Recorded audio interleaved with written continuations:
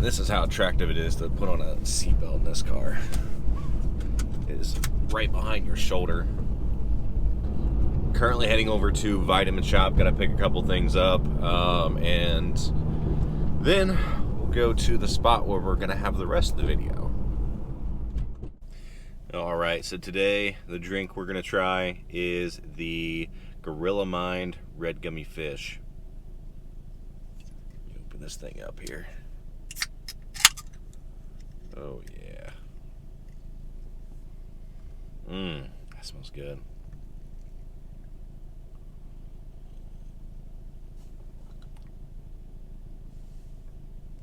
Bro, what? Wow, okay.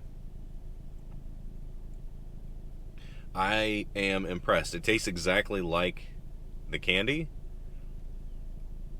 but wow, somehow in drink form, it's so much better.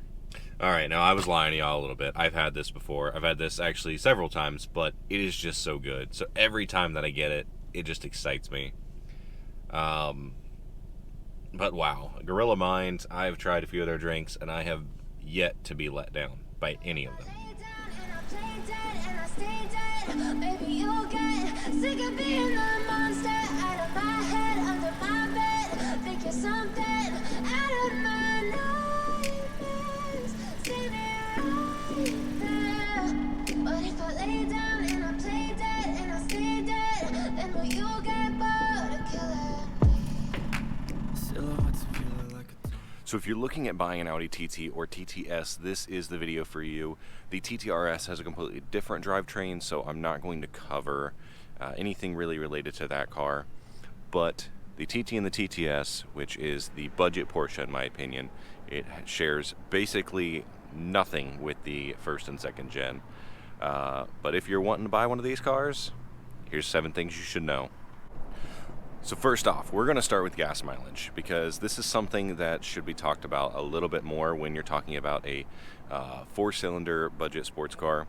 And surprisingly, this thing gets pretty terrible gas mileage. Highway for a long trip, I actually averaged 26. Now, there is a fix for this. The fix is that you get the 7-speed and not the 6-speed dual clutch. The 7-speed adds an additional gear for highway and can actually get you upwards of 30. So the TT and the TTS are very similar, however, they differ in drivetrain. They both carry the Volkswagen EA 888.3 engine, but there are some differences. The TT is going to share the same exact engine as the GTI and the A3, whereas the TTS is going to share the same engine as the Golf R and S3. This is the forgotten about MQB car. Everyone forgets about this one. However, out of all of the all-wheel drive MQB cars that are 4-cylinder, this is the lightest. Now, 3,200 pounds is pretty light for today's standards. However, for a small coupe, it's not really that light. But if you compare it to like a Nissan 350Z or even a C6 Corvette, you're right in the realm of what those cars weigh. So number 2 thing to know about this car, if you get the TTS specifically, it comes with a much stiffer suspension. Now, I have lowered this car. It is on H&R lowering springs. Once I did that, the ride got even stiffer. But the ride is pretty harsh. I've owned about 60 cars now, and this is probably the harshest of all of the cars that I've owned. It is a pretty rough ride, but if you love the race car feel, this is the right car for you.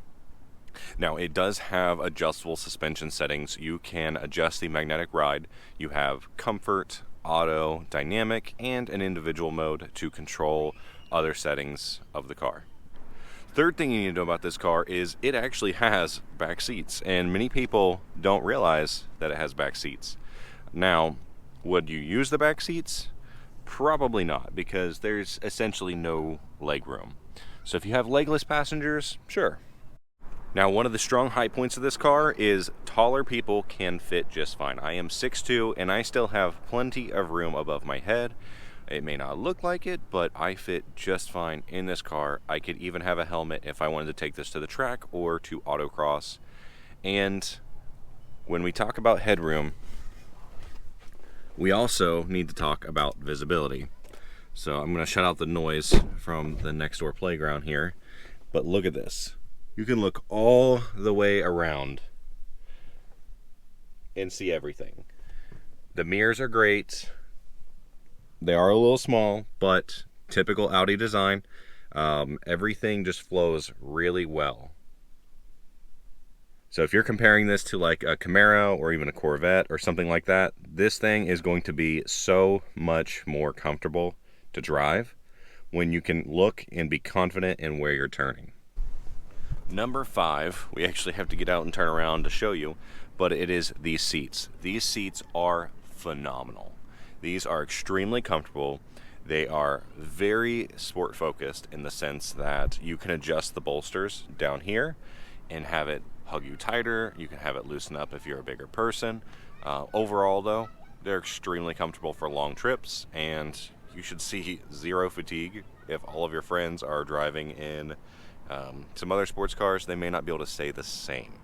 Now, practicality is kind of a mixed bag in my opinion, because if you open the back here, you realize it is a hatch, and there is plenty of space. Even up underneath here, underneath the cargo cover, you get plenty of space. But where it becomes a little bit more of a restriction is inside the cabin.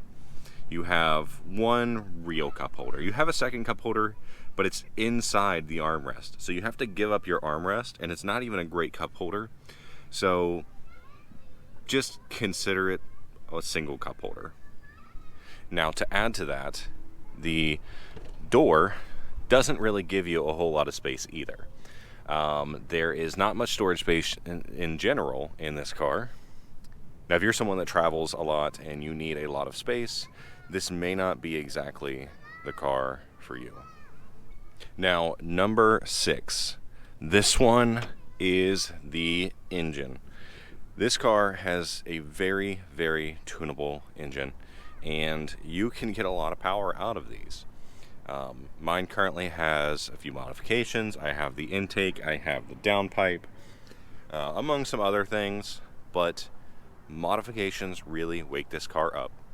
And stock versus modified, they are completely different cars. Now, the 7th thing to know about this car is, earlier I told you it was light. Let me tell you exactly how light it is. This car is all aluminum. It is an all aluminum car where nothing you have that is magnetic is going to stick to any of these body panels. But the downside that comes with aluminum cars is if you dent them, they are a lot harder and a lot more expensive to get the dents removed, hence why mine are still there. So if you have enjoyed this video about me talking about some of the things that you need to know about buying one of these cars, feel free to give me a like, drop me a comment on other things you want to know or see about this car, and don't forget to subscribe so you don't miss any more content when it comes to the TTS. Silhouettes of you are like a taunt. Never really know just what you want. With you I don't ever feel calm. I can feel the sweat inside my palm.